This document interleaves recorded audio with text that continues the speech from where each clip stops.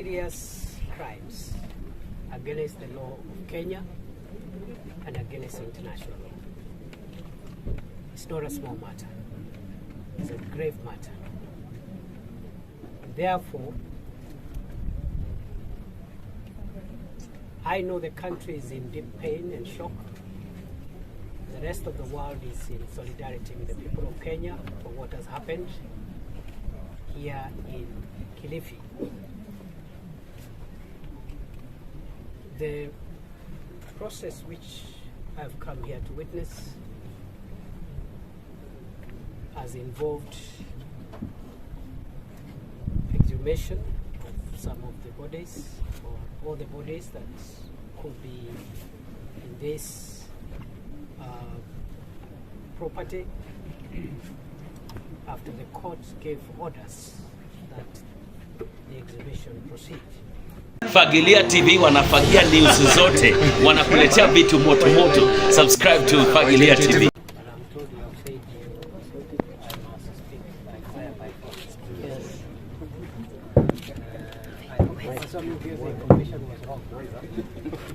I hope he's exaggerating. Now, first and foremost, I want to take this opportunity to thank all of you for showing interest in such a matter as this one. For the members of the press, besides looking for news, I think this is something greater here than just getting news. You can get this news from elsewhere, especially in this day and age of technology. I take this opportunity first to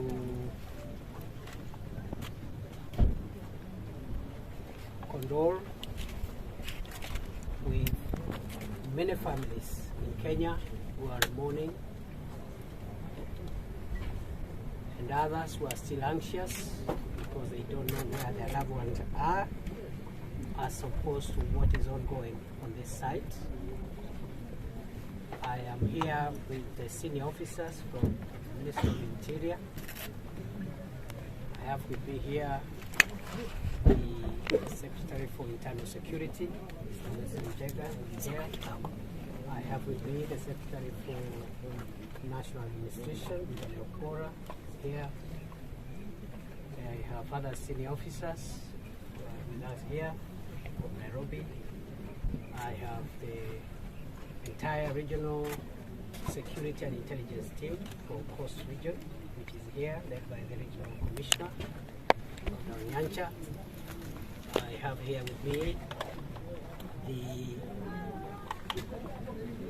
Kilifi County Security and Intelligence Team, led by the County Commissioner, Mr. Watts, and then the sub-county teams. And in short, the whole of government is here. We are all here to join our colleagues who have been on site here for the last few days. Our colleagues from various agencies, the Directorate of Criminal Investigations, DCI, which is here led by the National Director for Homicide. And then we have other teams also. The government chemist is here. The team of, we have our pathologists, government pathologists. And we also have other partners, because this is not entirely a government matter, it's a national matter. We have organizations, humanitarian organizations.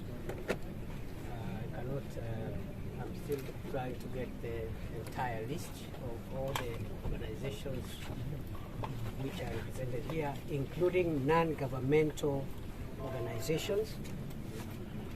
We have leadership from this county, led by the Deputy Governor of Kilifi County. He's right here on my left. We have the Member of Parliament for Magarini. I saw the Honorable Kombe here. We have members of the County Assembly of Kilifi. therefore, we are all here. We are all here because we are focused to make sure this tragedy helps us to redefine how we do things in our country. I am told there are two organizations. To the Red Cross is here, and also Haki Africa and Malindi Social Justice Center. If I've forgotten any other organizations, you let us know, because we appreciate this Muhuri, that is Muslims for Human Rights, and we really appreciate what everyone has put in, from government, non-government organizations, local leadership here, Deputy Governor and the rest of the political leaders here, the members of the press who have come here to tell the world what is happening from here. Asanteni sana. And I would like to say as follows, that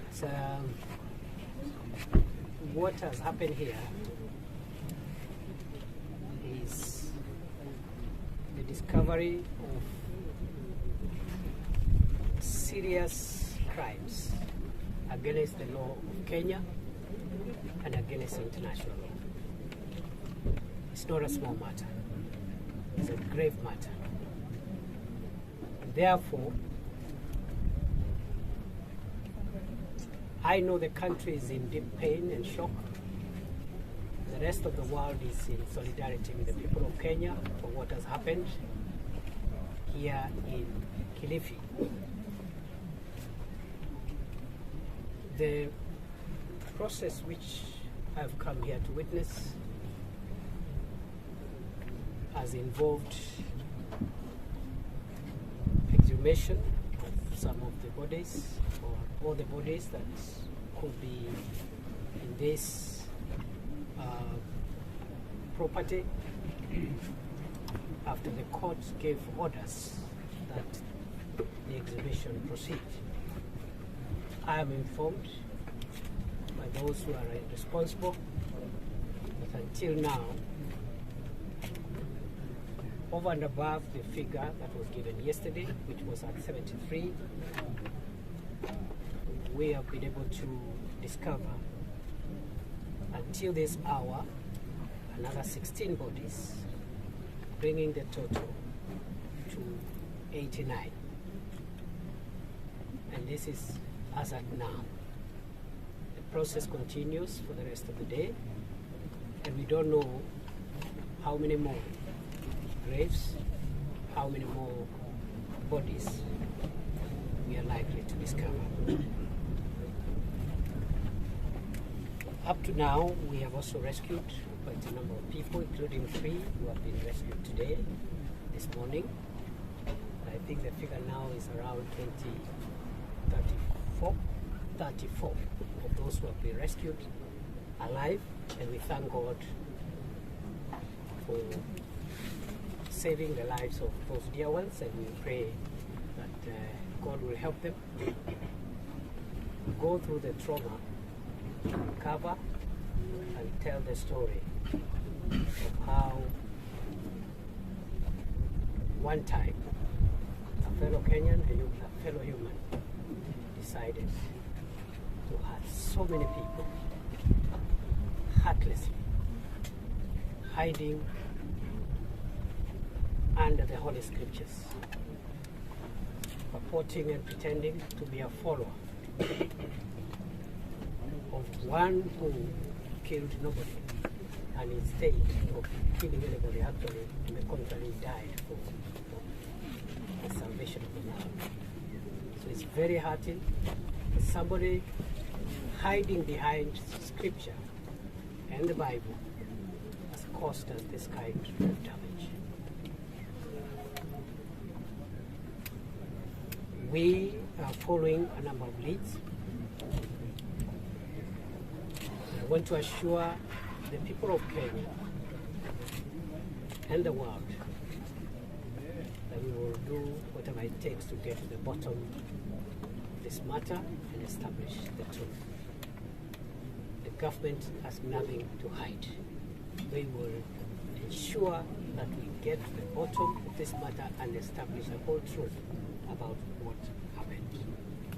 As I've said, this is a clear example of misuse of the fundamental right to the freedom of worship and of religion, which is guaranteed by the Constitution of our country and the laws of our country.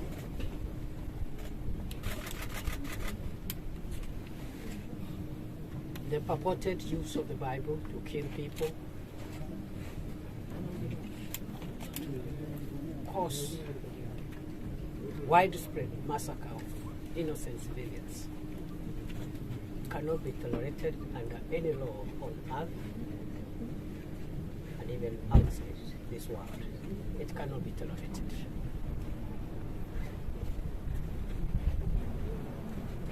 Those who urged others to fast and die were eating and drinking. They were purporting that they are preparing them to meet the Creator. Yet, the said Creator fed people whenever he found them hungry. I would like to say that Mr. Paul MACKENZIE and all his collaborators has a date with destiny.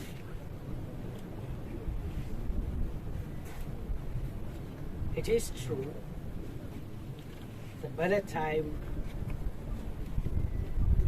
the law caught up with him, he had already caused a lot of harm. That it is true. But for the lives lost, the hurt and pain he has inflicted on the nation and humanity at large, he will pay dearly. The government of Kenya will do whatever it takes to make sure that we convict Mr. MACKENZIE and all those who helped him perpetrate his heinous crimes, that they pay with the severest and most painful punishment available. And therefore, we do not expect that Mr. MACKENZIE will get out of jail for the rest of his life. As we reflect on what has happened in our country, it is now clear that religious extremism is as dangerous as the acts of terror and other dangerous people and criminals that we are dealing with in other parts of the country. I am now convinced beyond doubt that religious extremism is now part of the greatest 5 threats that we face as a country. And this opportunity, sad as it is, must help us fix and arrest the problem from ever occurring on the soil of our country ever again. Other countries have had similar experiences. This is not unique for Kenya. In 1978, about 900 American citizens lost their lives. Again, owing to the perverted teachings of a fellow called Johnston, who had a cult called the People's Temple, which was based in San Francisco. And he convinced, lured, and brainwashed 900 American citizens to take poison and die, because according to him, the world was coming to an end. America has never recovered from the Johnston massacre of 1978. But that event reshaped how Americans take national security, especially when dealing with extreme threats like terrorism and religious extremism. In 1995, another cult in Japan applied chemical gas on the Tokyo subway. It killed over a dozen people. Again, following cultism and perverted religious beliefs of a group calling itself the Supreme Truth, or Aum Shinrikyo. That was in 1995. After that event, Japan has never been the same again. What am I trying to say? I am convinced beyond doubt what has happened here in Shakahola is the turning point for how Kenya handles serious threats to security posed by religious extremism. Therefore, the government admits that this should not have happened. But the government, which I represent here, wants to assure the nation of Kenya that nothing like this again will happen. It won't happen. I know it is very easy to start pointing fingers. The same way when Americans were attacked in 9/11 by terrorists, there was a lot of finger pointing. I want to dissuade us as a country to rally ourselves together. Instead of pointing fingers, first and foremost, we must do whatever it takes and save any living among us who could be under the custody of these terrorists, whether in this property or elsewhere in this country. We must rally ourselves and make sure that we save lives and that there is no further loss of lives from this kind of dangerous criminality. Therefore, for Mr. MACKENZIE and all the people who helped him get away with this kind of barbarism, we are exploring all the legal books available.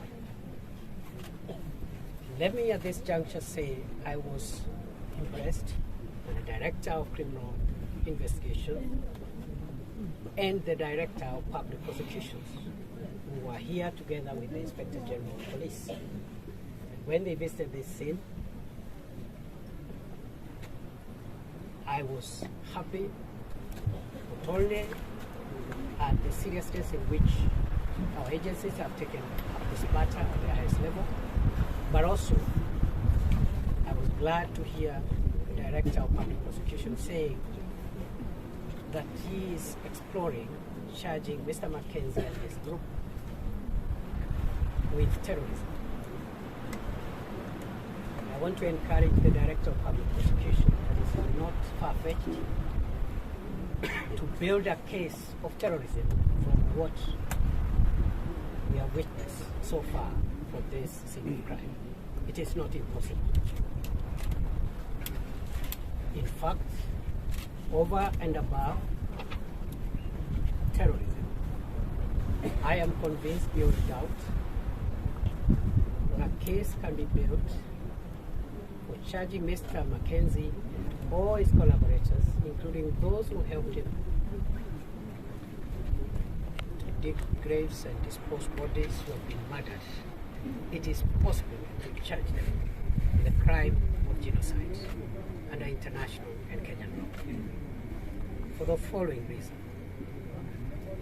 Article 2 of the Convention of 1948 on the Prevention and Punishment of the Crime of Genocide defines genocide as any of the following acts committed with intent to destroy in whole or in part a racial, national, ethnic, or religious group.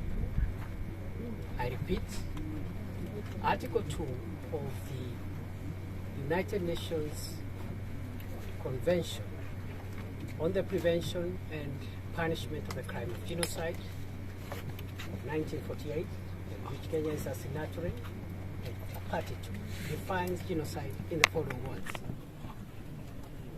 It is any of the following acts committed with intent to destroy, in whole or in part, any of the following groups, namely a racial group, a national group, ethnic group, or a religious group. And then it goes on to list those acts. Acts of murder, acts of preventing such groups from giving birth, and there's a list of about 8 or 9 elements. And since Mr. Mackenzie and his group have murdered so many Kenyans at once, men, women, and children, and since Mr. Mackenzie allegedly has used religion to commit these atrocities, it is very easy to fit this behavior within the definition of Article 2 of the 1948 Convention on the Prevention and Punishment of the Crime of Genocide, which is now part of the law of Kenya by virtue of Article 2.5 of the Constitution, as well as the International Crimes Act number 16 of 2008, which actually transfers the definition, elements, and punishment of genocide into local crimes. I therefore want to encourage the Director of Public Prosecution, the DCI, and the other agencies to be innovative, because we must find the most punishable, the most painful punishments for Mr. Mackenzie and his group. I would like to say that secondly, we have widened the net. Even as this activity goes on here, we have cast the net wide to make sure we net, bring to book all associates, collaborators, and other partners of the evil Mr. Mackenzie. And as I speak, we have opened a formal inquiry on one of the religious organizations also based here in Malindi. And already we are getting crucial leads that perhaps what Mr. Mackenzie was doing could just be a tip in the iceberg. We have widened the net, not just in Malindi, across the country, because as I have said, this is an event like no other. And this must help us to turn this corner and make sure that we don't have a repeat of this kind of atrocity ever again. Number 3, we would like to upscale what is happening in terms of trying to establish the truth. And in that connection, effective today, we have upscaled, or we want to upscale, the ongoing rescue activities around this property. And we are setting up a multi-agency search and rescue operation, which must commence from tomorrow morning. This multi-agency search and rescue operation will involve all the agencies involved, but of course, because of the grave nature of this matter, it will be security-led. It will be led by security agents, but we will be having other partners, both from government, even non-governmental entities that can help us with trying to save any lives that we can save. Because we have information that within this property, we could still have other victims of Mr. Mackenzie's demonic teachings who are struggling with life and who could be under the supervision of Mr. Mackenzie's supporters in their quest to make sure that they kill a little more people. So we are moving swiftly with immediate effect to ensure that we upscale the search and rescue mission.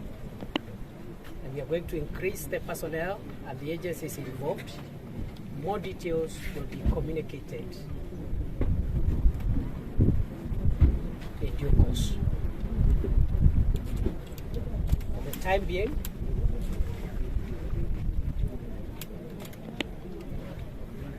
other than information coming from headquarters in Nairobi, all official communication about the progress we are making in this matter relayed by the regional commissioner from the coast region, Rhoda Onyancha, on behalf of all the government teams from the region, from the county, from the Sakahola County, and those that have come here.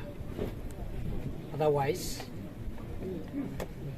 we believe that we need to prioritize search and rescue, and the multi-agency effort will be put in place with immediate effect.